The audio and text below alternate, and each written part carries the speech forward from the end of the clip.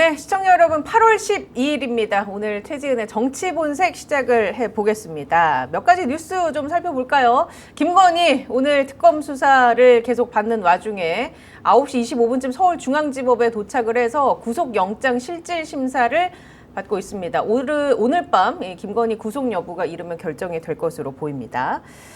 김건희가 뇌물의 성격으로 받은 것으로 의심되는 보석이 목걸이뿐만이 아니었습니다. 특검은 한 사업가로부터 명품 시계를 구입해서 김건희 쪽으로 전달했다라는 진술을 확보했는데요. 이에 대한 대가성 여부 한번 따져봐야겠죠. 그리고 지금쯤 한국에 오는 비행기에 탔겠네요. 김건희 여사 일가의 소위 집사로 불리는 김혜성 씨 오늘 오후 4시 25분쯤에 한국에 도착을 합니다. 특검팀은 김 씨가 입국을 하면 즉시 체포를 해서 광화문 빌딩으로 이송한 뒤에 조사한다라는 그런 방침을 세운 것으로 파악이 됐습니다. 자, 오늘 아침까지 집계된 주요 뉴스들, 속보들 가장 빨리, 가장 깊게 이 두 분과 함께 이야기를 나눠보겠습니다. 권력의 흐름을 날카롭게 읽어내는 두 분입니다. 노종면 더불어민주당 의원 나오셨습니다. 안녕하십니까? 안녕하세요. 네, 반갑습니다. 전기현 정치평론가 모셨습니다. 안녕하십니까? 안녕하십니까? 네. 어제하고 금요일 정기현 평론가님 안 계셨었잖아요. 예. 반응이 너무 좋았습니다. 그래서 너무 방송이 아주 막 활기가 막 이렇게 솟아나는 거 보고, 야, 이제 드디어 길을 찾았다. 이렇게. 길을 찾았다, 나는. 오늘도 이제 노종면 의원님과 두 분, 그러니까 저랑 이렇게 얘기를 1대1로 할까 하다가 그래도 오늘 오랜만에 모셨습니다. 네. 두 분은 뭐 워낙 인연이 저보다 훨씬 깊으신 걸로 제가 알고 있어서. 그런가요? 아닌가요? 오늘 오전에 그 김건희 구속영장 심사 받기 위해서 9시 25분쯤에 서울중앙지법에 도착했는데 그 모습 보셨습니까? 그 영상으로? 못 보셨어요? 텍스트로만 텍스트로만? 확인했어요. 네. 제가 영상을 봤는데 일단 준비된 혹시 사진 있으면 한 장 띄워주실 수 있을까요? 저희가 이게 출석할 때 모습을 담은 사진을 지금 저 사진을 골랐군요. 오늘 아침 오전 김건희가 출석하기 위해서 기자들 앞에 섰는데 아무 말 없이 그냥 고개만 한번 이렇게 끄덕하고 들어갔습니다. 소환되던 날하고 복색이 비슷한 것 같아요. 그렇죠. 화이트에 블랙 정장, 스커트 정장을 입고 그러고 갔습니다. 얼굴이 좀 많이 부은 거 안 같습니까? 약간 그런 것 같아요. 예. 첫날보다 좀 더 부은 것 같고. 아마 어제 밤에 잠을 잤을까요? 잘 못 자지 않았을까요? 이틀 정도 거기에 이제 소위 말하는 예. 죽방이라고 그럽니까? 우리 저 기자 용어로 뭐라 그러면 죽치기 하고 있는 기자들 얘기를 들어보니까 뻗치기. 네. 뻗치기 하고 이제 얘기 들어보니까 특별한 동향은 없고 코바나 컨텐츠 쪽으로는 사람들이 왔다 갔다 이제 하는데 김건희 얼굴은 이제 볼 수가 없었다 이제 이런 이야기하면 혹시라도 어떤 멘트나 이런 걸 들을까 싶어서 오늘 아침에도 제가 잘 아는 주민한테 직접 전화를 해서 좀 물어보니까 자기도 전혀 파악되는 게 없다 이제 그런 얘기를 하더라고요. 오늘 아마 목례를 하면서 저렇게 이제 들어갔지 않습니까? 포기하고 들어갔겠죠, 지금은. 저는 그 장면을 영상으로 쭉 봤거든요. 과거 김건희가 그러니까 그 이전에 출석했을 때는 아무것도 아닌 사람으로 인해서 국민 네. 여러분께 심려를 끼쳐서 죄송하다라는 말이 저는 그렇게 진심으로 와닿지는 않았었고 그때만 해도 조금 기세가 살아있지 않았나라는 생각했는데 오늘은 좀 기가 많이 죽어있는 듯한 그런 모습이어서 본인의 구속에 대해서 어느 정도 예감을 한 게 아닐까. 저 개인적으로는 그런 생각을 해봤습니다. 출석 전까지만 하더라도 제가 취재한 바로는 여전히 이제 좀 초현실적인 무엇으로 이게 지금 어떻게 상황 인식을 해야 하느냐. 조언을 하는 사람도 있다. 뭐 조언하는 사람이 지금 천공 쪽하고 연결이 돼 있을 수 있다라는 이야기는 지금 약간 화면에서 지워져 있지만 천공이 여전히 뭔가 정신적으로 지도를 하고 있다는 이야기를 하는 분이 김건희와 천공을 잘 아는 쪽에서 전언을 하고 있고요. 예. 그런 면에서 본인은 이게 어떻게 된 일인지 여러 가지 주술적인 요소, 초현실적인 요소로 파악을 하고 있다가 이제 도저히 안 되지 않습니까? 이거는 뭐 빼도 박도 못하는 빼박 상황이 딱 오니까 이제 포기하고 가고 오늘 저 인상에서도 지금 뭐 체념을 했다 이제 이런 느낌이 들기 때문에 이제 들어가서 오늘 아마 구치소를 일단 남부구치소로 네. 가지 않습니까? 거기에서 대기를 하죠. 대기 상태에 접어들면서부터 현실이 무엇이다라는 걸 이제 본인이 저는 확실히 느낄 거라고 봅니다. 변호인단은 신문에 대비해서 80페이지 분량의 PPT 자료를 준비했다고 하는데 김건희 변호인단이요. 근데 뭐 지금 특검팀 자체가 848쪽 가량의 의견서를 법원에 제출한 상태거든요. 증거인멸 우려가 있다 이런 주장을 강하게 하고 있는데 어떻게 보세요? 오늘 결과는 당연히 구속으로 예상을 하시나요? 구속될 것이다. 구속 안 시킬 방법이 없을 겁니다.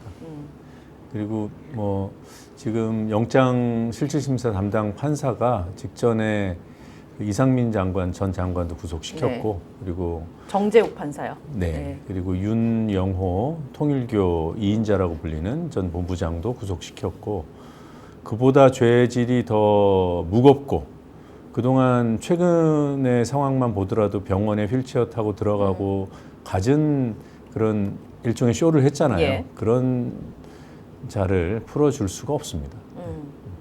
당연히 뭐 국민들의 생각도 감정도 이건 당연히 구속이다 이렇게 생각을 하고 있어서 아마 별다른 상황이 발생하지 않으면 구속이 되지 않을까 싶습니다. 조사 과정에서 실제 거짓말을 너무 많이 시켜가지고 이제 증거 인멸이라고 하는 게 이제 너무 많이 드러나 있으니까 더더욱 그럴 것이고 이제 구속이 되고 난 뒤에 이제 어떻게 되느냐가 더 중요하다. 저는 이제 두 가지인데 하나는 윤석열과 김건희를 여전히 지지하고 있는 사람이 지금 이제 둘 다 구속이 됩니다라고 하는 상황을 맞았을 때 어떤 반응을 보일 것이냐.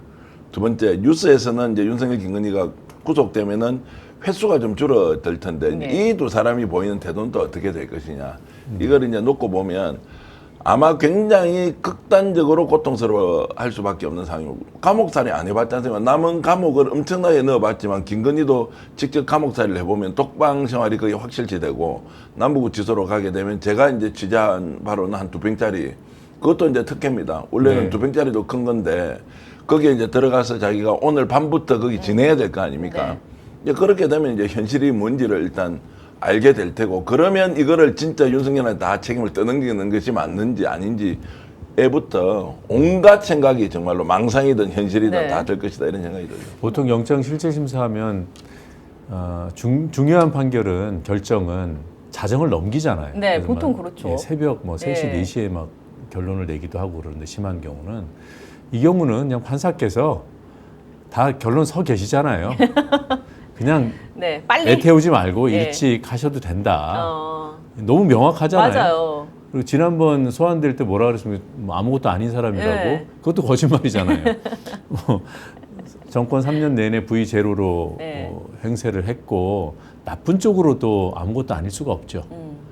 그러니 그냥 빨리 구속시키시라. 네. 그렇게. 하루가 다르게 뭔가 새롭게 아직도 막 나오고 있다는 게 너무 저는 놀랍고요. 네. 말씀하신 것처럼 이거 구속영장 발부를 빨리 할 수 있을 것 같은데 이제 재판부에서는 그래도 뭔가 고심하는 듯한 그리고 800쪽이 넘는 구속 의견서가 있기 때문에 좀 그래도 꼼꼼히 보는 듯한 제스처를 취하지 않겠습니까? 그게 일종의 예우잖아요. 네. 사건에 대한 예우일 수도 있는데 그러니까 신중함을 보여주는 거. 근데 이 사안은 명확한 법적인 판단이 있다라는 것을 예. 우리 법원에서 보여줬으면 좋겠어요. 자, 영장실질심사가 화요일 날 이루어지는 것은 원래 좀 속도를 냈으면 수요일 정도에 영장 청구를 했으면 금요일 하거나 토요일 해야 하는데 워낙 이제 자료가 방대하니까 일단 판사가 판단을 하는데 필요한 절대 시간이 이렇게 예. 오래 걸렸다는 것이고 당사자는 1부터 100까지 다 부인을 했기 때문에 결국 이제 결정을 내는 것은 빨리 갈 수도 있다. 저는 또 하나 우리가 주목해야 할 점은 오늘 저녁에 구속이 됐다고 치고 내일 늦어도 모레 정도에는 소환 조사가 시작될 겁니다. 아마 김건희 특검뿐만이 아니라 최병 특검, 네, 내란 내란 특검까지 특검. 소환이 네. 될 때 김건희도 똑같이 거기에서 윤석열처럼 할 거냐. 남부구치소장이 누군지 저는 모르겠으나 김건희가 이제 출석을 할지 말지에 대한 것도 굉장히 중요하다. 나온다 안 나온다.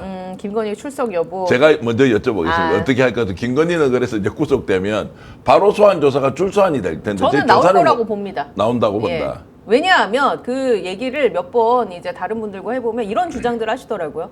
윤석열 같은 경우는 어차피 무기징역 아니면 사형, 그러니까 뭐 갈 때까지 갖고 본인이 버티든 뭐하든 형량을 감소시킬 여지가 없는데 김건희는 그래도 본인의 형량을 좀 감소시킬 목적으로라도 나오지 않겠느냐라는 전망들을 하시던데 저는 김건희가 본인의 입장을 관철시키기 위해서라도 나오지 않겠느냐. 저는 소환 조사 때 걸어 들어가는 거 보고 예. 그 이후로는 협조를 하겠다. 그러니까 협조라는 것이 뭐 진실되게 한다는 그런 차원이 아니라 부르면 나가고 뭐 이런 식으로의 협조는 하지 않을까. 그래서 저도 구치소에 수감된 이후에 소환 조사에 응할 거라고 봅니다. 예. 제가 궁금한 부분은 김건희 씨가 그렇게 했을 때 윤석열이 따라할 것인가 아니면 계속 버틸 것인가.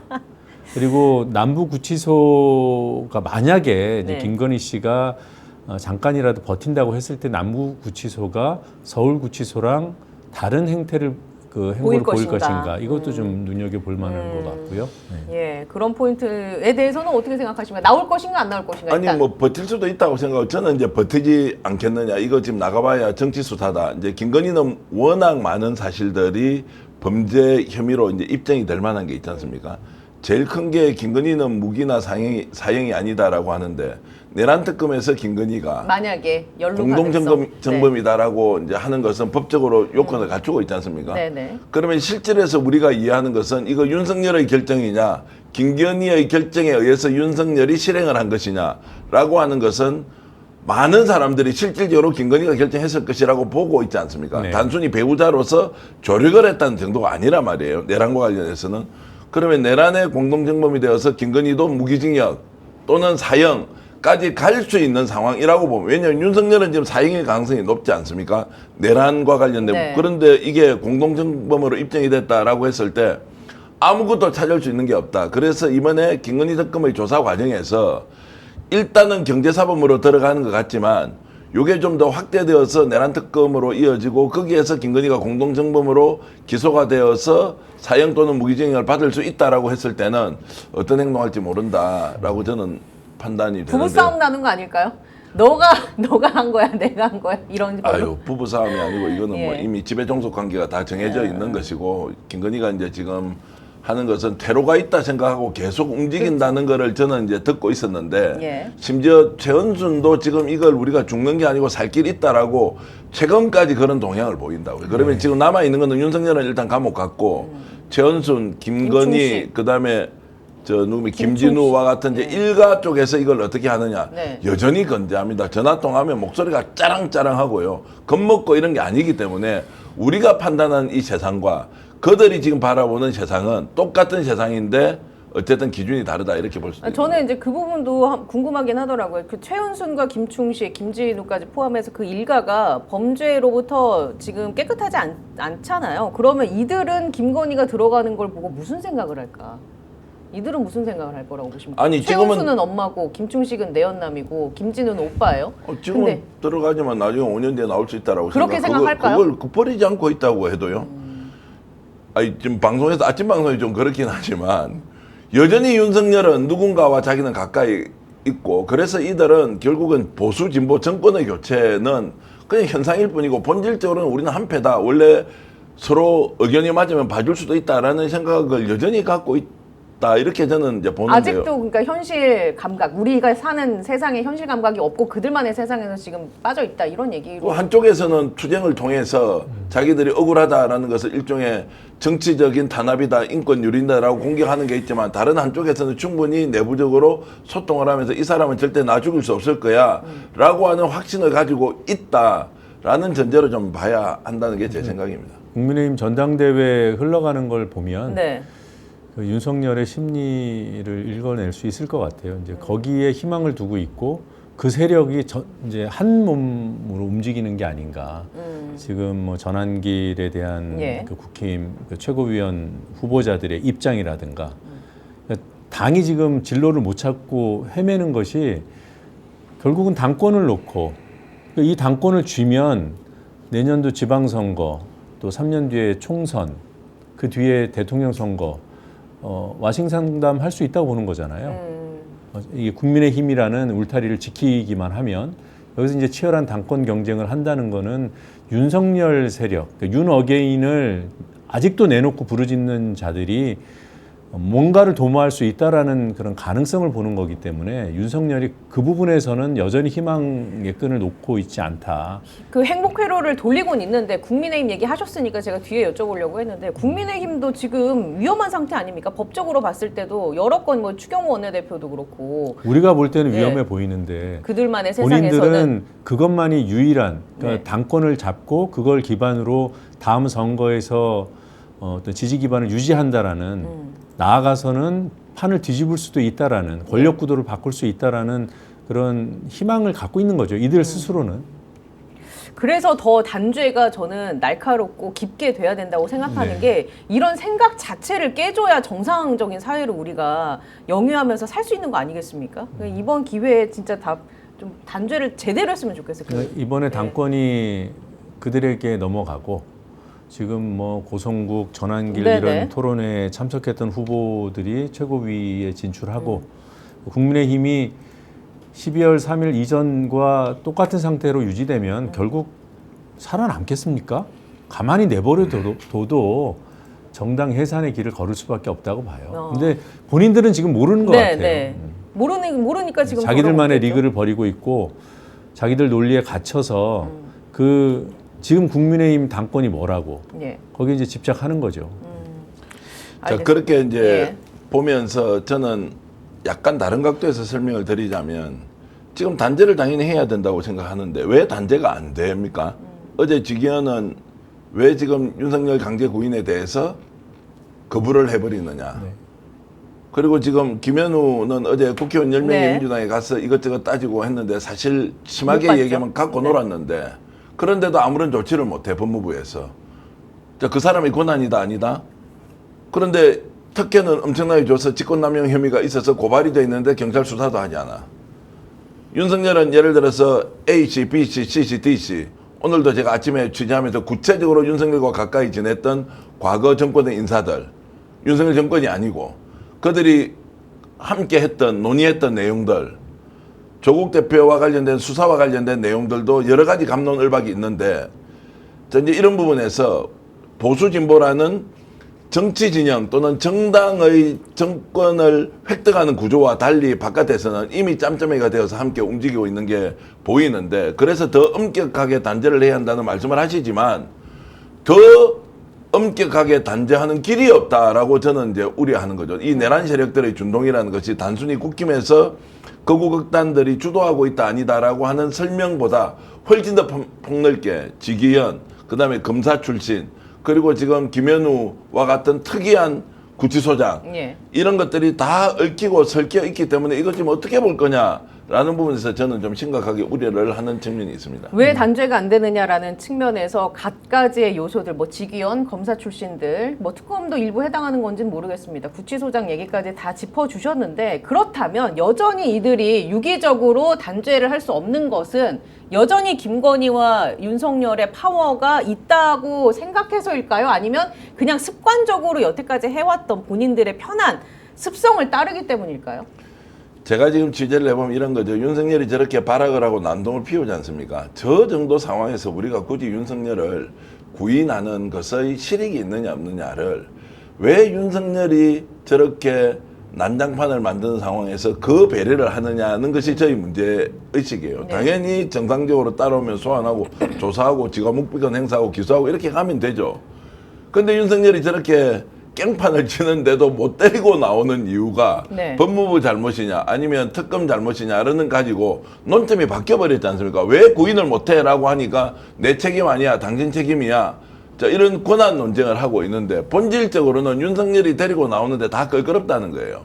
그럼 여전히 윤석열에 대한 어떤 두려움이 일부 작동할 수 있다. 두려움이라고 해야 될지 뭐 아는 사이에 봐주는 것인지 아니면 윤석열 혹시라도 존재에 대한 어떤 판단, 그렇죠. 생각. 이제 그래서 이게 법과 원칙 기준에 의해서 움직이는 것이 아니라 윤석열과 특수한 관계 때문에 이루어지는 거 아니냐라고 해서 이런저런 이야기가 계속 흘러나오는데 결국 저 문제는 어떻게 되느냐. 그러면은 김건희 특검에서 소환 못했습니다. 내란 특검 이제 어떻게 합니까? 최병 특검은 또 윤석열을 어떻게 소환합니까? 그러면 소환 없이 특검 3개가 출발했는데 조사 없이 다 기소를 해버린다 윤석열을. 이게 있을 수 없는 일인데 그게 현실로 나타나고 있지 않습니까? 이게 보통 문제가 아니라는 거죠. 그러니까 윤석열의 그림자가 아직까지 어른어른 거리고 있다라는 취지로 이해를 하면 될 것 같고요. 이런 주장에 대해서 어떤 생각을 정치인으로서 또 하고 계신지도 궁금합니다. 저는 윤석열을 구인해야 할 필요성은 이제 사법 정의의 차원이고 공권력의 그 엄중함을 확인하는 거고 또 우리 사회가 공정하다는 또는 공정의 가치를 추구하고 있다는 것을 확인하기 위해서 네. 반드시 해야 된다고 봐요. 박근혜도 걸석 재판 받았어요. 네. 근데 지규현이 골석 재판하자고 구인하지 말라고 이렇게 이제 입장을 본인이 그냥 정해버리잖아요. 자기가 뭐라고. 네. 이거는 그냥 단순한 한 사건의 피의자를 데리고 오느냐 마냐. 골석 재판은 사실 피의자가 손해보는 것일 수도 있어요. 네네. 본인의 어떤 방어권을 포기하는 그런 의미일 수도 있으니까. 그럼에도 불구하고 국민은 윤석열의 구인을 요구합니다. 왜? 그게 정의이고 상식이고 기본이기 때문에 그걸 포기하지 말라는 거예요. 그래서 특검도 물러서면 안 되고 정부도 물러서면 안 되고 법원도 자기 멋대로 구인하지 말라고 구인할 필요성이 국민이 있다고 하는데 그 법적인 잣대가 그게 뭐라고 해야 됩니다. 근데 지금 왜 구인이 안 되냐? 저는 지금 윤석열 세력 그 주변에 포진하고 있었던 뭐 조이대를 예. 포함해서 조이대, 지기현, 뭐 김현우, 국힘 이런 세력들이 이미 다 파편화되는 과정이라고 봐요. 그걸 너무 과도하게 이들이 여전히 똘똘 뭉쳐 있다라고 볼 필요는 없다고 봅니다. 여전히 경계하고 확실하게 제압하기 위해서 더 강하게 나가야 되지만 그렇다고 해서 저들을 두려워할 필요는 없다고 봐요. 하나하나 치면 됩니다. 지규현 공수처에서 수사합니다. 민주당에서 지규현에 관한 자료를 추가로 더 넘겼어요. 공수처가 수사한다고 했습니다. 그리고 김현우에 대한 보도를 보면 김현우가 누군지 정확히 안 나와요. 네. 근데 김현우는 이미 수원구치소장을 하면서 윤석열 정권의 그런 어떤 집사 노릇, 심부름꾼 노릇 또는 그보다 더 강한 노릇을 역할을 해온 자예요. 예. 제가 지난해에 수원구치소에 이화영 네. 부지사 접견을 위해서 갔습니다. 접견을 막은 사람이 이 김현우 사람. 구치소장이에요. 네. 근데 무슨 회의체 열어가지고 뭐 안 된다고 네. 지속적으로 접견을 막았어요. 국회의원들의 접견을. 그래놓고 윤석열의 접견을 다 열어주잖아요. 그리고 지금 뭐 자료 공개 못한다고 하잖아요. 뭐 바디캠 예. 못 열어준다, CCTV도 네. 못 보여준다. 근데 김현우 수원구치소장은 그 이화영, 방용철, 그리고 김성태의 그 출정 기록들, 그 진술 세미나가 있었을 것으로 심각하게 의심이 되고 증거들이 나오고 그걸 확인하기 위해서 출정 기록을 내놓으라고 하는데 국회에는 못 준다고 버텼어요. 그리고 심지어는 법원에서 그거 내놓으라고 했을 때도 거부한 사람이 김현우 수원구치소장입니다. 예. 근데 그자가 제가 확인을 해봤더니 검찰에는 출정 기록을 다 줬어요. 그랬던 자입니다. 그렇게 그 사건 조작이 의심되는 그런 사건에 부역했던 자가 윤석열이 여전히 대통령일 때 서울구치소장으로 영전한 거예요. 네. 올해 2월에. 그런 자를 지금 구치소장으로 그대로 두고 그자가 구인, 그 윤석열 구인에 협조할 것이라고 기대하는 것 자체가 넌센스입니다. 네. 저는 그러면 이제 지금 말씀해주신 차원에서 두 가지만 짚고 한번 여쭤볼게요. 어떻게 생각하시는지. 말씀해주신 거를 요약하면 공정과 상식이 중요한 원칙이다. 그걸 지키기 위해서 각종 지금 뭐 특검이며 구치소장이며 임해야 한다. 국민 앞에. 하지만 지금 현상적으로 그렇게 안 되고 있기 때문에 국민들이 열이 받는 거잖아요. 그 차원에서 보면 일단 이제 구치소장 좀 지엽적인 얘기긴 한데 그 구치소장이 혹시 다른 이유가 있어서 그런 거 아니냐. 그러니까 예를 들면 뭐 태평양 같은 법무법인도 교정본부장을 뭐 영입을 하기도 하고 그러니까 이 다음 단계를 생각하기 때문에 본인이 몸을 사리는 거 아니냐라는 그런 일각의 보도가 있습니다. 한겨레 보도에도 그런 게 나오긴 했고 이게 저의 첫 번째 질문이고 두 번째는 어떤 질문이냐면 그래 지금 당장 이렇게 내가 협조를 안 하는데 안 해도 구속은 될 것 같아. 김건희든 뭐 윤석열이든 법적 처분을 받겠죠. 그런데 이 관련자들이 두려운 거는 구속이 문제가 아니라 사면됐을 때 내가 어떻게 되는 거 아닐까? 이걸 더 겁내서 지금 이러는 게 아닐까? 라고 의심을 하는 거죠. 왜냐하면 역대 대통령 뭐 전두환, 노태우, 박근혜, 이명박을 봐도 사면이 됐었잖아요. 그래서 제가 볼 때 그- 김현우는 예. 그냥 윤석열 편이에요. 김현우는 윤석열 편이다. 뭐 다른 어떤 다른 정치적 이해관계보다는 이재명 죽이기에 가장 앞장섰던 검찰들, 예. 그들과 함께했던 사람이 김현우 구치소장이에요. 출정 기록이 얼마나 중요한가. 김성태가 검찰이 부르는 대로 들락날락하고 그 다른 재소자들하고 같이 예. 움직이고 진술 세미나를 하고 뭐 연어 파티를 했는지 그거는 이제 네네. 지역적인 부차적인 문제인 것이고 이화영의 진술이 어떤 과정을 거쳐서 번복이 되고 이거를 정확히 알려면 출정 기록을 봐야 돼요. 네. 근데 그거를 법원이 보자고 하는데도 안 내놓고 검찰한테만 흘려주고 그랬던 자입니다. 자, 그러면 제가 지금, 좀 보태면 네. 이제 김현우 소장 같은 경우에는 윤석열 편이다라고 하는 설명에 좀 보태야 될 게 있는데요. 경북고등학교 출신이에요. 대구 사람이거든요. 그리고 정년이 얼마 안 남았습니다. 지금 뭐 원내대표, 국힘 원내대표하고 동기고 어느 정도 친밀도가 있는지는 모르겠는데, 자, 이 정도 상황이면 이 사람이 다른 꿍꿍이가 저는 있다고 보는 거예요. 고향에 내려가서 정치할 수 있으면 대구 경북에서는 자, 끝까지 내가 버텼다라고 하는 정도의 계산이 없으면 어제 같이 10명 정도 민주당 국회의원이 네, 갔을 때 갔는데. 그렇게 뻔뻔하게 가서 20분 동안 기다리게 하고 30분 동안 기다리게 하고 이런 것들은 본인이 뭔가 계산을 해봤을 때 나중에 나는 이런 것들을 했다라고 하는 것이 정치 장사에는 굉장히 효과를 낼 수 있는 요소들을 쌓아가는 것이다. 그리고 뭐 이러나 저러나 뭐 청명에 가나 그래서- 한시에 가나 직무 예. 배제가 되나 안 되나 정년을 앞두고 있기 때문에 여러 가지 계산을 하고 있을 것이라고 저는 좀 의심을 예. 하고 있습니다. 예, 정확합니다. 저도 거기에 동의하는데요. 이자가 수원구치소장일 때 저도 갔고 민주당 국회의원들 한 7, 8명이 갔어요. 근데 어제랑 똑같은 상황을 연출했습니다. 안 만나주겠다고 아예 다른 교도관들 내세워서 저희를 예. 막았어요. 그래서 그 사무실이 있는 그 로비에서 저희가 주저앉아 버렸습니다. 농성을 하겠다고 네. 나올 때까지. 구치소장이 국회의원들이 찾아갔는데 국회의원들이 뭐 높은 사람이 뭐 이런 개념이 아니라 의정활동하러 갔잖아요. 네. 만나야죠. 네. 설명을 해야죠.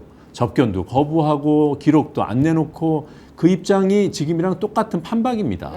그랬던 사람이 왜 그러냐? 저도 그런 정치적인 목적이 있다고 생각해요. 예. 본인의 성향도 그렇고 아예 편을 그렇게 들어왔고 그 세력권 안에 있고 그런데 이 김현우 구치소장이 정말 착각하는 게 이 사람은 선거 정치 못해요. 예. 왜냐하면 그 검찰의 조작 수사에 관한 재수사 내지는 특검 수사가 이루어져야 되고 네. 그때 김현우 구치소장은 피의자가 될 수밖에 없다고 저는 봅니다. 그러니까 윤석열의 사람 플러스 본인만의 정치적인 계산이 있을 것이다. 지금 이제 댓글로 민구님도 그렇고 법무부 장관이 인사권을 행사하면 안 되냐 이런 질문도 주셨거든요. 이 부분에 대해서는 어떻게 생각하십니까? 지금 저는 정 장관께서 그런 명분들을 하나둘 쌓아가고 있는 과정이라고 봐요. 뭐 지금 마음은 급하죠. 국민들은. 급하죠. 예. 저도 급해요. 예. 네, 이 사람이 올해 2월에 부임한 사람이에요. 그래서 이런 일들에 대해서 명분을 쌓고 아마 인사조치가 필요하면 인사조치를 하거나 지금 먼저 협조하라는 지시를 내렸잖아요. 이런 것들이 저는 빌드업 과정이라고 봅니다. 더 세게 당장 이루어져야 할 필요성에 대해서는. 이제 국회 역할과 이제 저희들처럼 논평하는 사람들은 역할이 다른 것 또는 이제 느낌을 그대로 좀 노골적으로 저는 당장 직무 배제를 시켜야 한다. 그리고 경찰에서도 압수수색을 통해서 이 사람이 뭘 어떻게 했는지에 대해서 저는 수사를 해야 한다고 계속 주장을 하다 보니 정성호 법무장관도 되게 이제 불편해 할 수는 있다고 생각을 하는데 그럼에도 불구하고 국민 정서를 반영해서 이것들을 어떻게 지금 적극적으로 조치를 해달라가 아니고 정말로 엄격한 기준과 잣대로 봤을 때 이 지금 김현우의 행태에 대해서 이렇게 쳐다볼 수밖에 없는 게 맞느냐라는 질문을 저는 드리는 겁니다. 예. 감정적으로 이 사람 마음에 안 들고 윤석열 안 끌어냈으니까 어떻게 조치하라는 게 아니고 특정한 분야는 직권남용해버리고 특정 분야는 직무 유기를 하는데 법무부에서 감당을 못해서 교정본부에서 감당을 못해서 그냥 먼발치에서 쳐다보고 있는 이것은 정상이냐. 국회의원이 집권여당이에요. 그것도. 야당도 아니고 집권여당 국회의원이 찾아가서 그것도 특위를 만들어서 이게 좀 질문을 하고 답변하는데 그 태도를 한번 보라고요. 뭐 이런 것들을 보면 제가 말씀드린 거 파면을 시키는 건 행위가 엄중하지만 직무배제라는 것은 뭔가 문제가 있으면 주관적으로 인사권자가 판단해서 할 수 있는 거 아니냐. 이런 이제 생각이 들기 때문에 뭔가 미온적인 태도가 있는데 그래서 저는 의심하는 것이 그 미온적 태도가 이 사람의 행태에 대한 설명을 여러 가지 방식으로 할 수 있으니까 빌드업이라는 과정으로 볼 수도 있고요. 다른 한쪽으로는 이 사람에 대한 조치를 할 수 없는 특별한 사유가 있는 거 아니냐라는 네, 저는 제가 이제 그건- 의심까지 하는 것이죠. 그건 아니라고 보고요. 예. 늦지 않게 조치가 이루어질 것이라고 보고요. 결국은 김현우는 지금은 서울구치소장이지만 서울구치소에 수감될 사람입니다. 네. 그런 과정을 밟아가는 과정으로 저는 이해하고 있고요. 그리고 그러기 위해서 정말 중요한 것은 당장 그 김현우의 옷을 벗기고 말고 이것도 이제 요구하는 분들이 많은 것도 알고 있고 존중받아야 될 의견이라고 보지만 핵심은 빨리 윤석열 정권의 검찰 조작 수사, 조작 사건에 대한 특검 또는 국정조사가 발동이 돼서 김현우 같은 사람들이 제대로 죄상이 드러나는 것. 네. 윤석열 구인에 협조하지 않았다. 이거는 지금 우리의 마음을 굉장히 불편하게 하고 분노를 유발하고 있는 거지만 사안의 크기로 보면 제가 볼 때는 조족지혈이에요. 김현우가 그동안 해왔던 그런 행태에 비해 보면 그 본질을 찾아 들어가는 것이 훨씬 더 중요하고 본질적이고 시급하다. 예. 그래서 이 조작 수사에 가담했던 자들 김현우 뿐이겠습니까? 검사들 뿐이겠습니까? 이 자들이 빨리 세상에 어떤 행태를 했는지 드러내고 보여지고 지금 김현우는 온통 윤석열 구인에 협조하지 않은 그런 직권남용과 직무유기를 아주 적절하게 좋아해서 국민 분노를 사고 있는 그런 인물로만 규정돼 있는데 아니라니까요. 예. 조작 사건, 이재명 죽이기에 부역했던 자일 수 있다. 그러니 그 부분을 정확하게 치고 들어가는 것이 훨씬 더 본질적이다. 그걸 위해서 맞습니다. 지금 국회에서 그러면은 나름대로 준비하고 있는 내용이 있습니까? 이번 당대표 경선 과정에서 두 후보 다 그 부분을 약속했어요. 조작 사건에 대한 것들을 네. 전면적으로 국정조사나 특검을 통해서 밝히겠다. 그렇죠. 그래서 그 어떤 사건을 조작 사건에 포함시킬 것인가 이런 논의가 당 내부에서 진행되고 있고요. 대표적으로 이화영 부지사와 관련된 부분은 수원구치소에서 여러 가지 행태의 불법이 있었다라고 의혹을 샀지 않습니까? 그것도 네. 다 조사를 하신다는 말씀입니다. 당연합니다. 예. 이게 이제 이재명 대통령과 관련된 수사가 지난 최근 3년 동안에는 가장 집중적으로 이루어졌기 때문에 그 사건들이 이제 우선순위에 있겠지만 과거 논두렁 시계 사건까지도 포함할 수 있지 않나 이렇게 보고 당내에서는 검토를 하고 있는 과정입니다. 예. 자, 그러면 제가 아까 전에 드렸던 질문과 연결시켜서 이걸 한번 말씀을 드려보겠습니다. 전두환이 1996년에 수감이 됐는데 1997년에 사면을 받습니다. 약 2년 정도 복역한 뒤에 사면을 받았고요. 노태우 1995년 말에 수감됐는데 1997년에 사면을 받습니다. 박근혜 2017년에 들어가서 4년 9개월 살고 2021년에 특별 사면 받습니다. 이명박 2018년에 수감돼서 4년 복역 후에 2022년 6월에 사면을 받습니다.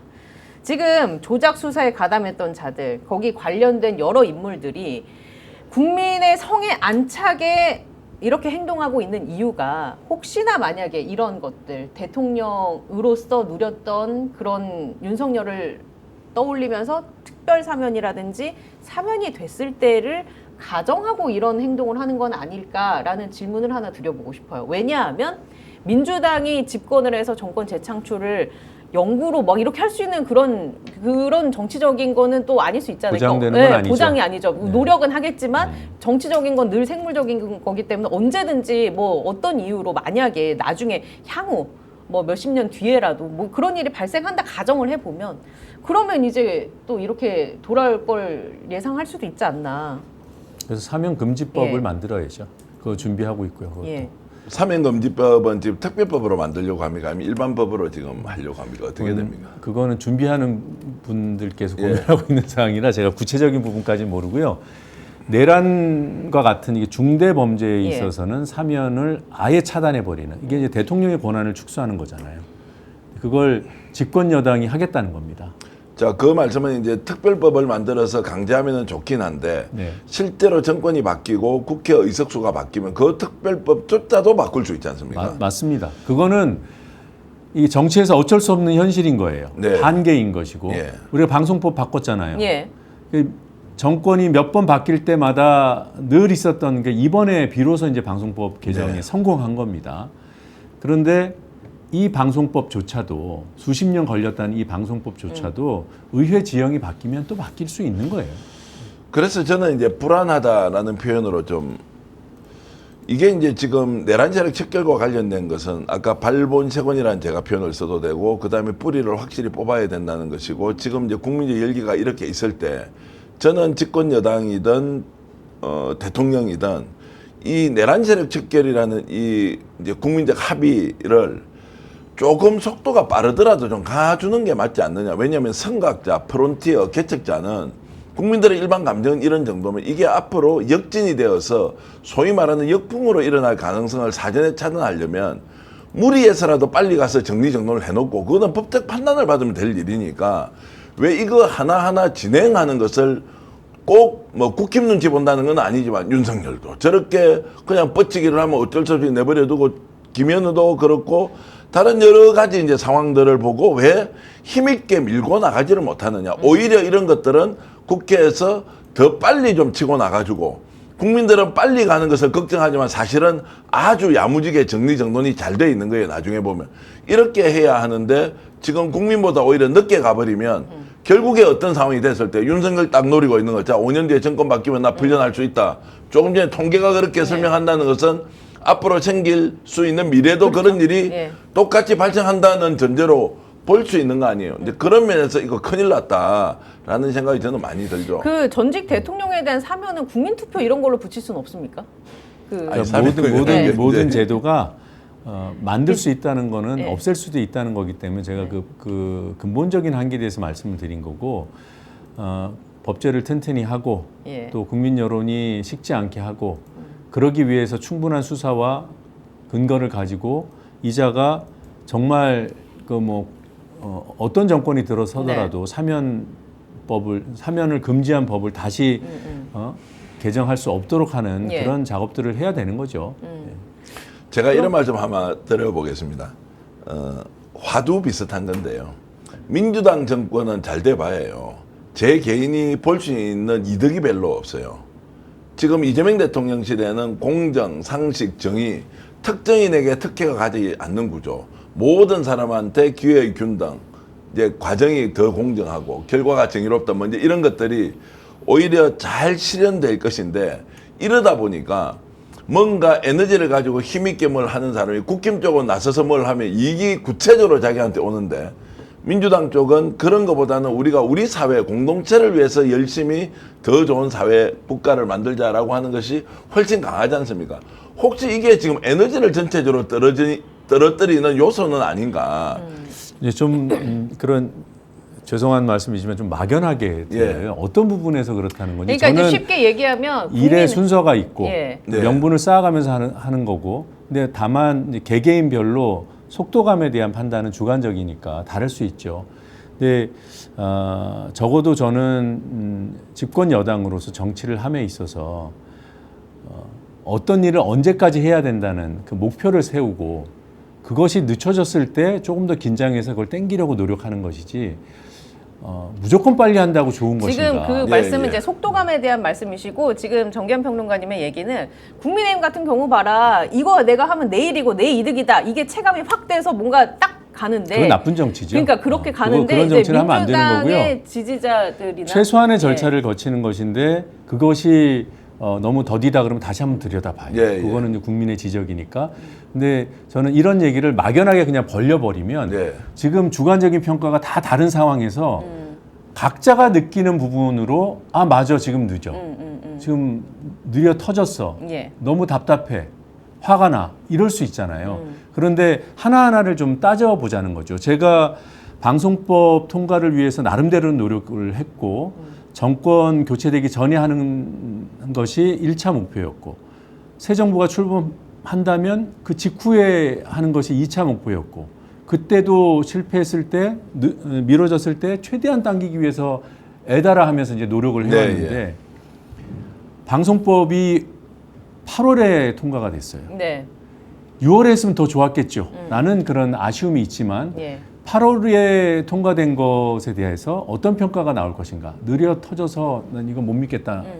이 수준인가. 저는 그 시점은 뭔가를 심각한 것을 잃었을 때 또는 뭔가가 본질이 훼손됐을 때 그거는 단 하루라도 늦추면 안 된다고 봅니다. 그런데 우리가 얻는 목표가 만약에 여러 가지 이유로 일주일이 늦어졌다. 그거 우리 국민들께서 못 참아 주실까요? 네. 일주일 미룬다고 하더니 한 달 미루고 한 달 미룬다고 하더니 1년 미루고 그러면 표로 심판해야죠. 네. 여론을 일으켜서 당장이라도 혼내야죠. 그런데 지금 이재명 정부가 하고 있는 여러 가지 일들이 어떤 부분은 박수도 받고 어떤 부분은 비판도 받고 뭐 느리다 빠르다 예. 효능감이 있다 없다 이런 여러 가지 평가가 가능한데 효능감이 없다거나 느리다라고 했을 때 어느 부분이 그런지 조금 더 구체화했으면 좋겠다는 거예요. 그러니까 제가 이제 어저께 서울구치소에 갔던 우리 이제 민주당의 3대 특검 종합대응특별위원회지 않습니까? 거기에서 이제 갔을 때 10명 정도 가면 자, 이게 다 공개가 됐단 말이죠. 그러면 그 현장 상황에서 어떤 지역은 김현우를 제압이라는 표현은 그렇지만 어쨌든 민주당 국회의원들이 주도해서 결과를 좀 끌어내야 하는 걸로 저는 움직여야 한다고 보는 쪽입니다. 근데 집권 여당이 거꾸로 바꾸어 놓고 만약 국힘 쪽에서 집권 여당이었고 거기 구치소에 뭔가 이벤트가 생겨서 찾아가서 항의를 하는 상황이 집권 여당에 갔으면 결과를 저거밖에 못 가져왔겠느냐. 그건 지금 그 행동을 한, 노력을 한 개별 의원들에 대한 어떤 능력의 평가잖아요. 성과가 있었냐, 없었냐. 예. 근데 전반, 그런 부분이야 다 개별적으로 할 수 있는 거죠. 예. 그리고 또 그분들이 그런 비판에 직면했을 때 어떠한 사정으로 어제 바디캠을 확보를 못했고 CCTV를 연락을 못했고 이게 그런 확보를 할 수 있었는가? 확보할 수 있었음에도 불구하고 뭐 능력이 모자라거나 직무를 유기해서 의지가 부족해서 그랬다라면 혼나야죠. 네. 근데 그거는 제가 볼 때는 본질적인 사안은 아닌 것 같고요. 예.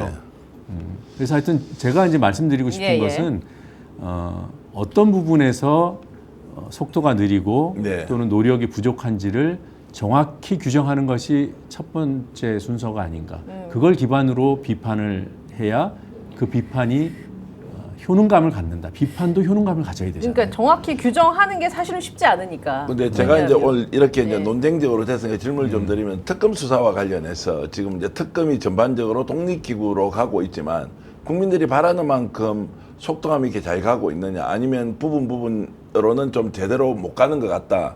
이제 그게 당장 강제구인과 관련된 이제 부분에서 뭔가 특별한 조치를 취하지 못한다라는 것도 우리가 좀 더 그냥 인내심을 가지고 지켜보는 것이 맞다. 근데 이제 그 안에 있는 분들의 이야기는 또 어떨지 모르죠. 그러니까 진짜 우리는 특검 밖에 오해가 있으니까. 있을까 말씀드리면 예.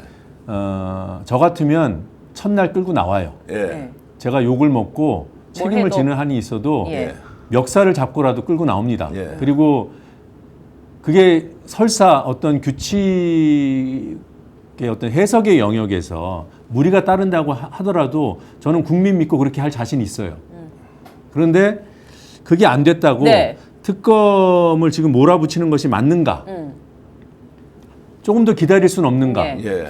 그 기다리는 것이 어떤 책임을 방기하고 이 사안이 본질이 바뀌고 훼손되는 것을 방치하는 것인가? 저는 지금도 특검의 그 부분에 대해서 비판합니다. 조금 더 강력하게 구인을 했어야 한다. 왜? 이게 예. 너무나 상식적인 부분이니까 국민들 보기에 너무 부끄럽잖아요. 예. 예. 예. 특검 그렇게 대규모로 구성해서 열심히 하라고 힘 실어줬는데 윤석열이라는 그 현장에서는 개인이잖아요. 개인 피의자잖아요. 부당하게 그 사법 절차에 응하지 않는 예. 그런 자를 하나 제압 못하는가? 전 누구보다 강하게 비판할 수 있습니다. 그런데 그 비판에 그쳐서는 안 된다. 네네. 그러면서도 특검이 조금 더 힘을 가지고 책임감을 가지고 더 일을 잘할 수 있도록 네. 지지하고 견인할 수 있는 또 장치는 없는가를 예. 고민해야 된다. 전 법무부에 대해서도 마찬가지예요. 네. 당장 김현우를 갈아치우라 이런 요구 당연히 나올 수 있죠. 근데 그것만이 답이다라고 그거 안 하는 장관을 예. 만약에 흔드는 지경까지 간다면 저는 반대해요. 네. 비판하는 것과 예. 그래서 그다음 수순에 대해서 조금 더 국민 감정의 정서에 맞는 행정 조치를 해주기를 네네. 요구하는 것과 예. 막 뒤흔드는 거는 다르잖아요. 저는 이걸 구별하고 싶은 거예요. 근데 알겠습니다. 그래서 비판은 조금 더 구체적이고 적확했으면 좋겠다. 예. 라는 말씀을 그 드리는 거예요. 기준을 좀 잘 가르쳐 주십시오. 네. 왜냐하면 지금 정성호법무부 장관에 대한 일반인들의 불만이나 이제 이런 것과 그, 그리고 어쩔 수 그쵸. 없는 예. 상황에 대한 이해를 해야 맞습니다. 된다는 게 막 혼재되어 있긴 한데 그런 부분은 좀 더 지켜보도록 이제 하죠. 빌미를 주지 않아야 되는 것도 있으니까 특검 측에서 혹시나 절차적인 하자나 이런 게 발생해 버리면 여태까지 해왔던 많은 것들이 또 뭉그러질 가능성도 있으니까 아마 그런 부분들을 잘 따져보고 우리가 해야 된다. 물론 그 속도가 국민들의 속도에 좀 맞지 않을 수는 있는데 비판을 할 때는 그 부분에 대해서 좀 정확하게 비판을 해주시라라는 말씀. 그리고 이거 좀 우리 국민분들도 국민들께 예. 드린 말씀이 아니에요. 예. 여기에게 드리는 말씀. 우리들 아, 그 소위 말하는 여론에 영향을 미칠 수 네. 있는 사람들 예. 그런 분들은 조금 더 구체적이었으면 좋겠다. 본인 판단 기준에 대해서 그래서 알겠습니다. 사안을 좀 더 특정하고 했으면 좋겠다. 자, 그럼 좀 근데 구체적인 답답해 하시는 거 알 것 같아요.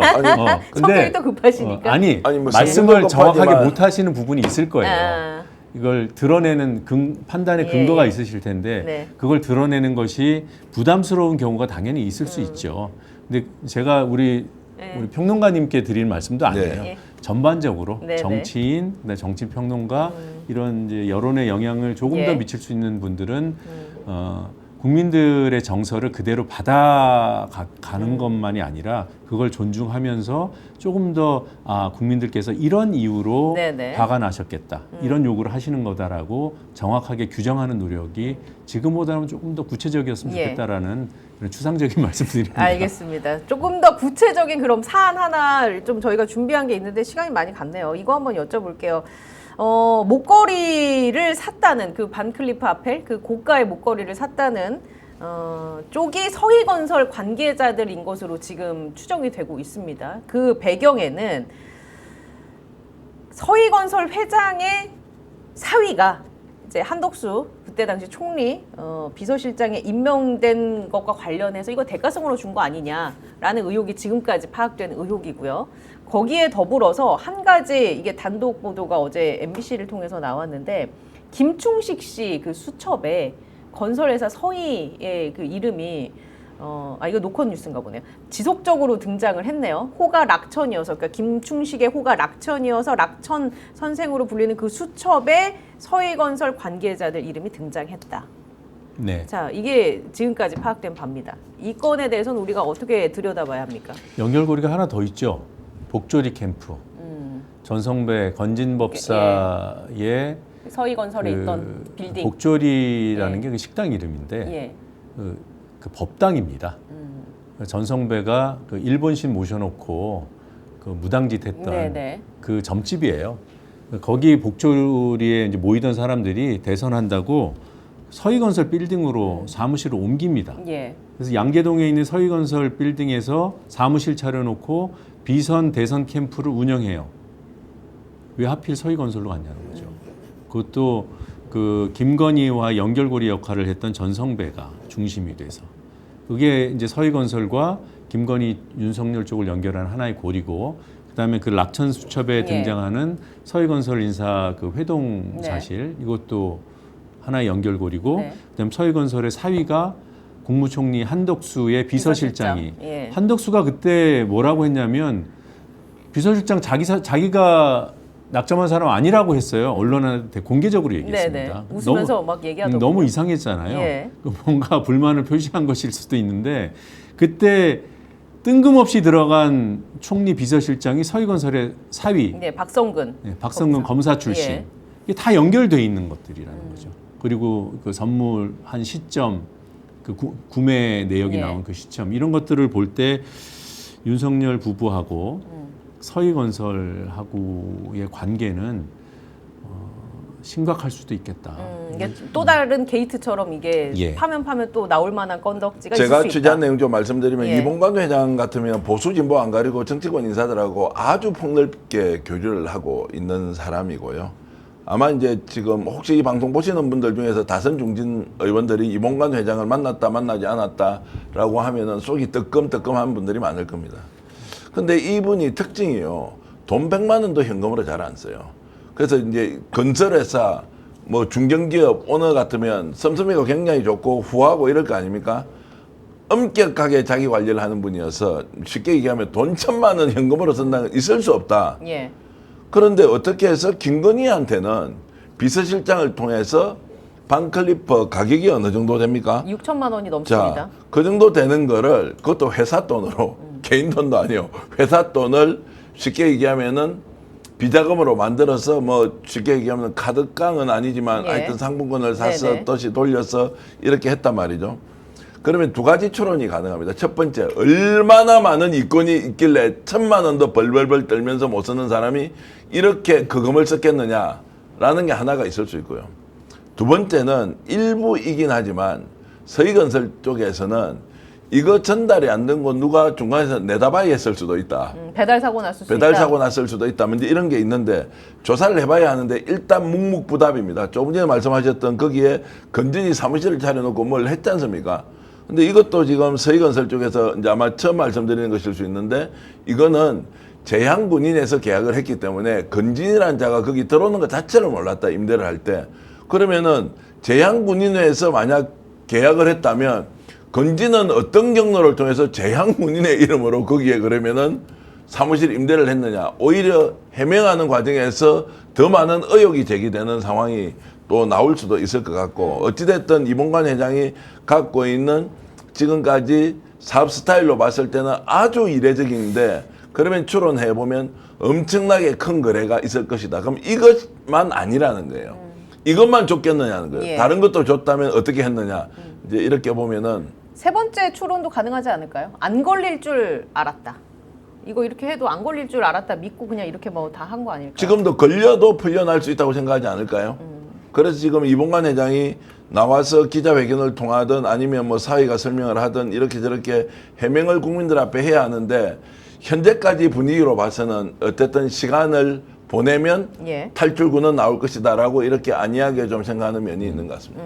이봉관 회장 뭐 자기 관리 철저하다고 말씀하셨는데 그러니까 돈 쓰는 걸 아까워한다.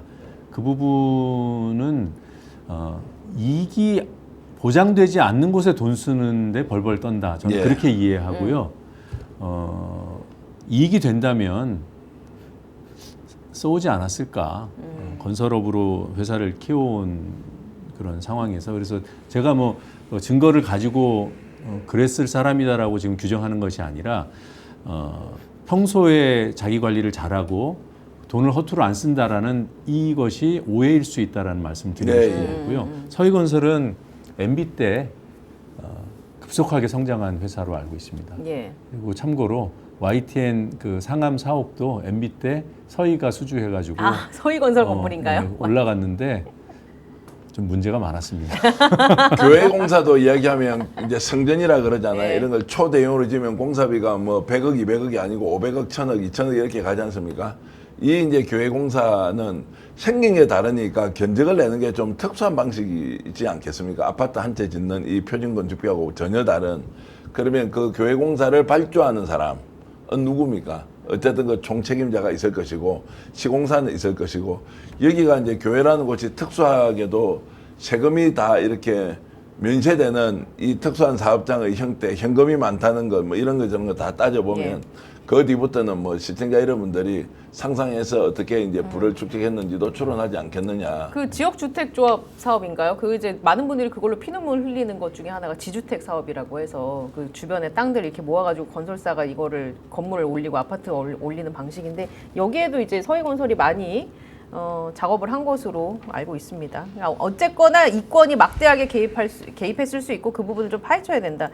근데 또 있어요. 시계 5,400만 원짜리 바쉐론 콘스탄틴 시계 전 본 적도 없는데 저는 이름도 처음 그러니까 들었어요. 저도 이 발음은 바세린이야 뭐야 약간 그랬는데 바쉐론 콘스탄틴 시계 이것도 지금 한 사업가가 사서 이제 물론 대리 구매를 해서 요청이 있었기 때문에 대리 구매를 해서 전달을 했다라는 취지의 발언을 이제 특검 측이 확보를 했습니다. 연장선 상으로 서희건설처럼 뭔가 이권이 개입하지 않았겠느냐라는 의심이 강력하게 들고요. 네. 그 이권이 로봇계 사업, 로봇 경호계 납품과 관련 있는 거 아니냐라는 의혹이 또 나오고 있습니다. 네, 로봇계 네. 이 사업은 예산이 얼마 안 되는 것으로 1,800만 원 네. 정도 되더라고요. 네, 이게 이 자가 자기 사업을 위해서 이 역할을 한 것인지 아니면 더 큰 그림을 보고 뭐 세력에 심부름을 한 것인지 그 부분을 이제 규명해야 될 것 같아요. 예. 근데 특검 측이 조사할 게 계속 늘어나고 있어서. 근데 김건희는 무슨 이런 명품을 이렇게 좋아해요. 명품 저는 바체롱 콘스탄티는 들어보기는 들어봤는데 워낙 고가여서 구경하고 제가 이제 해외에 자주 왔다 갔다 할 때 보면 이게 그 가짜가 많이 있거든요. 아, 그래요? 예, 그 모조품들이 많이 있는데 그것도 엄청 비싸요. 모조품도. 존재를 아니, 아셨군요. 근데 이게 예, 그 시계가요. 굉장히 얇은 시계인데 아주 특수하게 잘 만들었다. 5,400만 원짜리를 그 VIP 할인, 그러니까 영부인 할인을 받아서 3,500만 원에 샀다는 거 아니에요? 이 시점을 보십시오. 2022년 9월에 구매한 것으로 되어 있잖아요. 이때 요 무렵에 그 그라프 목걸이도 예. 선물 받은 시점이고 또 그 최재형 목사로부터 명품백을 받은 시점도 네. 여기 네. 무렵입니다. 그러니까 이때 그 용산으로 넘어가기 전에 아크로비스타 그 지하에서 명품을 엄청 챙겼다. 명품 콜렉터네요, 진짜. 수집. 지금 드러난 것만 하더라도 그러니까 그러니까. 최재형 목사가 건넨 거는 빙산의 진짜 일각이었다. 코웃음 치면서 받았을 것 같아요. 그러니까 김건희한테 그 당시에 이런 이야기가 바깥에 많이 돌았어요. 뭘 좋아하는데 거기 만나려면 어떻게 가야 된다라고 해서 소위 말하는 바깥에서 선을 달고 줄을 만들어 보겠다는 사람들은 다 김건희를 외치고 있었을 때거든요. 그럼 지금 나온 게 한 대여섯 가지 됩니다. 실제로 몇 개를 받았겠어요. 이게 지금 드러나지 않는 수없이 많은 선물들을 받았을 거고, 자, 이게 그러면 이번에 들통이 났습니다. 자, 동생의 장모집에 그러면은 오빠의 그러면은 장모집에 드러났는데 이거 나름대로 숨겨 놓으려고 했는데 들킨 거 아니에요? 네. 숨겨 놓은 데 가면 훨씬 더 많이 있을 거 아니에요. 근데 그렇게 보면 김건희가 명품을 얼마나 좋아했으면 이게 한때 대통령의 영부인이었잖아요. 네. 그런 자가 명품을 받아서 이권 사업에 개입하고 하는 것 자체가 얼마나 수준 떨어지는 그러니까요. 정말로 국격을 생각한다면 예. 아예 밑바닥도 안 되고 그냥 지하세계로 들어갈 정도의 국격 유지의 인물이었다라고 생각을 하면 네. 비판받아 마땅하다. 맞습니다. 해외에 가서도 명품 샵을 들린 맞아요. 게 제가 볼 땐 병 수준인 것 같아요. 네. 그 끊지 못하는 네. 병 수준인 것 같고 그 최재형 목사 그 동영상에 보면 워낙에 그 명품백을 전달받는 영상에 다들 집중했기 때문에 잊으셨을 수 있는데 그 영상 중에 보면 대기하는 복도 씬이 있습니다. 네. 거기에 기다리고 있는 사람 가방이 면세 가방이에요. 듀티프리 해가지고 이제 쇼핑백이 있었죠. 거기에 뭐가 들었는지는 확인을 네, 못했지만 이게 사극에 보면 고관 대작의 예. 집 대문 앞은 문전성시잖아요. 예. 줄이 쫙 다 이제 보찜 하나씩 들고 예. 선물 주려고 기다리는 네. 이게 21세기판 그런 장면이 아니었나 싶습니다. 예. 아니 그 노란색 두루마리 휴지도 그 영상에 있었잖아요. 그것도 되게 비싼 이게 거라면서. 포르투갈 휴지. 그러니까 저는 그런 거를 평생 봐보지도 못하고 쓰지도 못하지만 아니 보면은 참 다른 세계에 살고 있구나 그런 생각을 하게 됩니다. 예.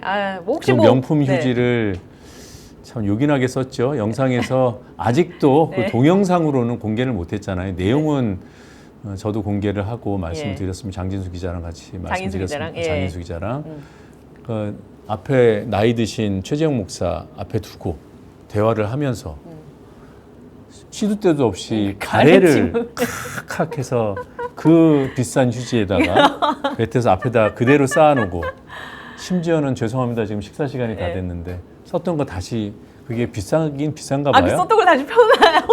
펴서 다시 쓰고 재활용까지 하는 정말 예 그런 그 영상을 저만 봐서 예. 죄송합니다. 아니 인간성이 이걸 왜 그렇습니까? 아니 실제로 왜 그런지 손님을- 어떻게 알겠어요? 아니 그러니까 그걸 분석해내야 이 네. 사람의 실체에 대해서 우리가 좀 더 정확하게 알지 않겠다는 네. 생각이 들고 그런데도 뭐 여전히 자기는 나올 수 있다는 생각 가지고 네. 있다고 하니까 참 맞습니다. 이제 오늘 지나고 내일 아침쯤이면 저희가 그래도 구속됐다라는 뉴스를 전해드릴 수 있지 않을까 싶은데 그랬던 김건희가 들어가야죠. 그리고 그 일가 그리고 그 관련자들에 대한 단죄 처벌에 있어서도 어쨌든 국회에서 할 일이 많으실 테지만 속도감을 조금 더 내주시면 어떨까라는 개인적인 바람과 예. 효능감을 조금 더 주기 위해서 많은 고민을 해주시면 어떨까라는 개인적인 바람을 좀 가져봅니다. 네, 예. 지금 오늘 그 방송과 관련해서는 지금 주제가 아닌 것 같아서 네. 제가 억지로 꺼내보면 아니, 예, 저도 그거 하세요. 궁금합니다. 예, 지금 방송법이 통과됐잖아요. 그러니 방송법 규정에 따라서 KBS, MBC, EBS 3개월 안에 이사회를 교체해야 됩니다. 예.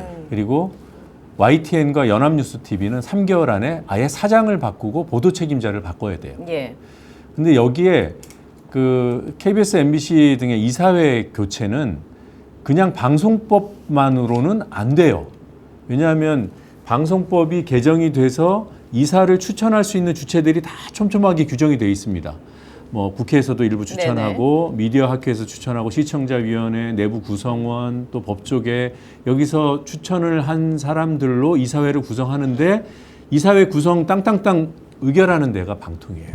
예. 근데 지금 방통이 지금 상태로는 의결을 못 해요. 그러게요. 이진숙도 쫓아내야 되는 거고. 예. 그래서 방통위를 개편하는 절차가 굉장히 시급합니다. 어. 이거야말로 속도를 내고 예. 효능감을 보여줘야 돼요. 지금 방송 3법 통과됐다가 그게 다가 아니군요. 그럼요. 이걸로는 그냥 절반 한 거예요. 예. 이걸 완성시키려면 방통위 설치법을 개정해서 방통위를 개편해야 됩니다. 네. 새로운 형태의 새로운 그런 그 정책 기능을 하는 위원회로 개편하는 법안이 이미 발의되어 있습니다. 그 방통위 설치법이 개편이 되지 않으면 이진숙은 계속 이렇게 버틸 수 있는 상황이 만들어지는 건가요? 그렇죠. 근데 개정이 되면 자동으로 아웃입니다. 조직이 바뀌기 예. 때문에. 방심위도 자동으로 바뀝니다. 아, 그 그럼 부분이 왜 지금 그럼 속도 있게 못 가는 사유가 있습니까? 이제 아니죠. 그건 일부러 획이 늦춘 게 열어서, 아니라 네. 이거는 정부 조직을 개편하는 거잖아요. 네. 하나만 단독으로 할 수 있는 게 아니에요. 방통위의 기능을 개편한다는 것은 다른 부처의 기능하고 다 연결돼 있다는 네. 거예요. 예. 그거를 크게 조정해야 되는 거예요. 그래서 국정기획위원회에서 국정과제 차원에서 정부 조직 개편을 들여다보는 이 과정을 안 거칠 수가 없는 예. 겁니다. 근데 이게 끝날 때까지 방송법 개정을 기다릴 수가 없어서 예. 방송법을 먼저 통과시킨 거예요. 그러면 언제쯤 개편이 될까요? 대략 방통위 개편되는 시점이 이진숙이 내려오는 시점. 늦어도 10월까지는 가야 된다고 그럼 예. 결론이 나야 된다고 봐요. 그럼 늦어도 10월쯤이면 이진숙은 내려올 가능성이 높다. 그 전에 법 개정이 이루어질 겁니다. 예. 그래서 그것도 늦다고 하면 늦을 수 있죠. 그런데 지금 속도를 내서 9월 국회에서 법을 개정하고 그 개정된 법에 따라서 방통위와 방심위를 개편하는 절차까지 마무리하는 것이 10월에는 끝나야 네. 이게 9, 10, 11월까지 KBS 이사회 교체해야 될 거 아니에요. 그 일정에 맞출 수 있습니다. 네. 이거는 방송법을 개정을 해서 방통위 설치법의 개정을 견인하고 있는 상황인 겁니다. 예. 그러니까 국회의원들이 여러모로 부족하고 그런 속도감이 없다 보실 수도 있겠지만 저희들 계산으로는 이렇게 해야 순서를 바꿔서라도 방송법을 먼저 예, 통과시켜야 방송법으로 방통위 설치법까지 견인해낸다. 네. 아무리 급하다고 정부 조직 개편에 대한 근본적인 논의 없이 네네. 방통위 설치법을 개정할 수는 없죠. 또 뭐 졸속으로 네. 했다라는 비판 나중에 네. 또 받을 수도 네. 있고 알겠습니다. 그거 해놓고 예. 그 다음에 방송법 개정하면 또 늦잖아요. 그래서 이 순서를 바꿔놓은 것이 저희가 뭐 평가를 칭찬을 받으려는 게 아니라 그런 한 시간이라도 땡기기 위해서 하루라도 땡기기 위한 어떤 예. 고민의 산물이다. 그럼 그 다음에는 뭘 할 것인가? 언론중재법 개정해야 됩니다. 21대 때 하려다 실패한 예. 징벌적 손해배상 네네. 제도를 도입을 하지 않고서는 언론의 그런 악의적인 오보들, 네네. 뭐 악의적인 오보가 어디 있냐고 하는데 저한테 시간을 주시면 1시간 내내 떠들 수도 있어요. 네. 지난 필리버스터에서 몇 시간 동안 떠들었던 네, 게 그 고생하셨습니다. 내용입니다. 예. 악의적인 오보라고 판단하지 않을 수 없는 악의적인 오보가 분명한 오보들 그런 사례들 얼마든지 찾아낼 수 있어요. 그런 것들에 대해서 손 놓고 있을 수 없잖아요. 예. 언론만 징벌적 손배의 예외일 수는 없어요. 우리나라 이미 수십 개 분야에 징벌적 손배라는 제도가 들어와 있습니다.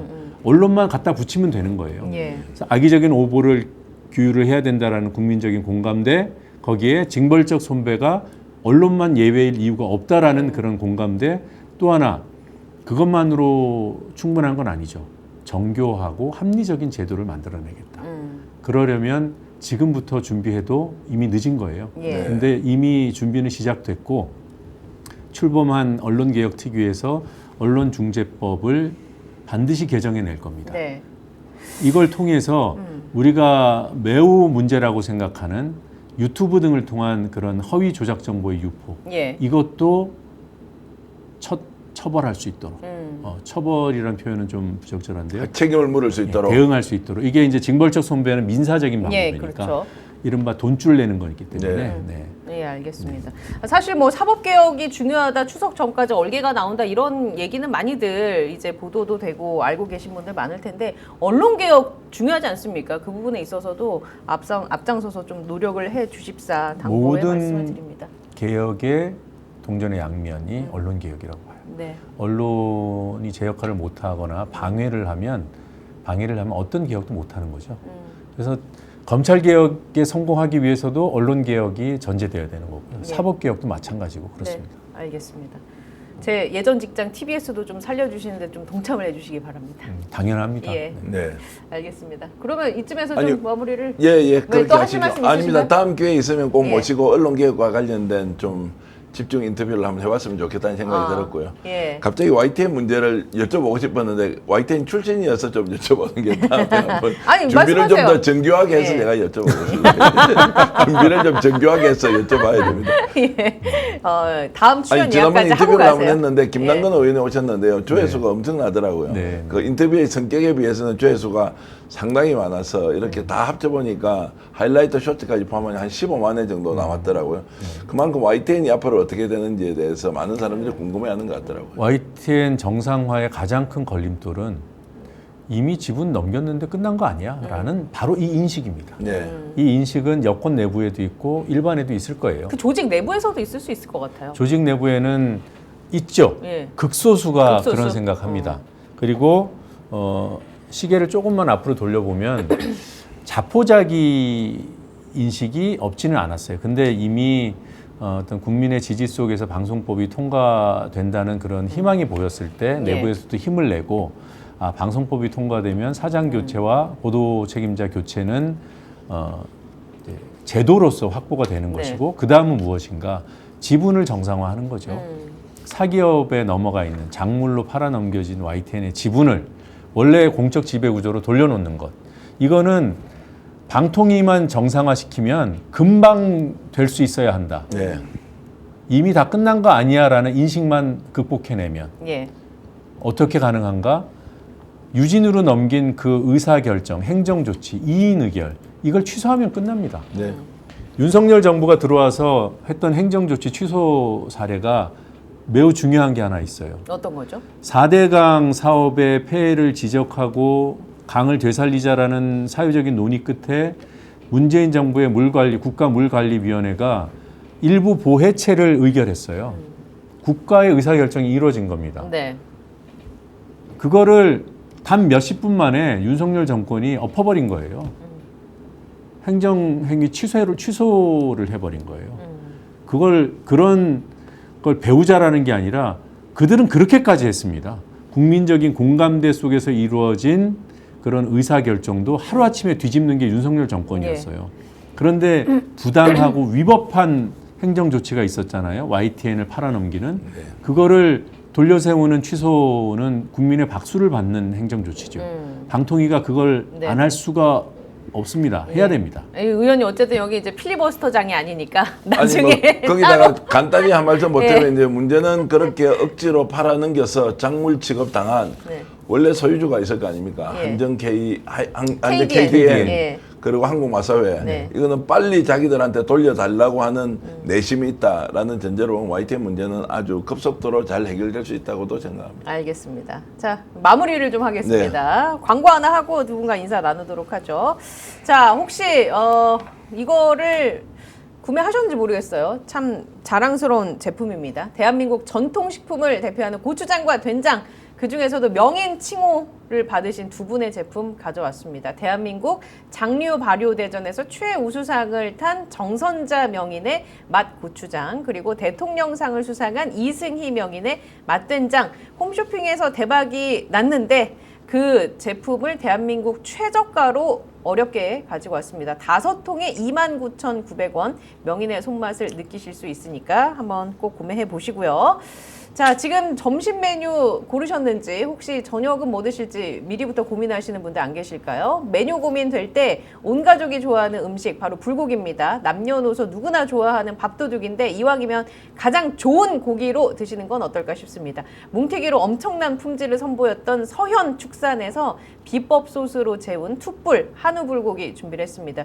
툭불 한우는 사실 비싸서 외식하기 부담스러우셨을 텐데 저희가 특별히 준비했으니까 사랑해 주시기 바랍니다. 한 팩에 21,000원, 두 팩에 38,000원, 세 팩 하면 53,000원입니다. 그리고 한 팩만 구매하셔도 무료 배송을 저희가 해드리고 있으니까 좋은 기회 꼭 이용하시고요. 가족과 함께 맛있는 툭불 한우 불고기 즐겨보시기 바랍니다. 두 분 오늘 감사했습니다. 다음에 또 뵙겠습니다. 수고하셨습니다. 감사합니다. 고맙습니다.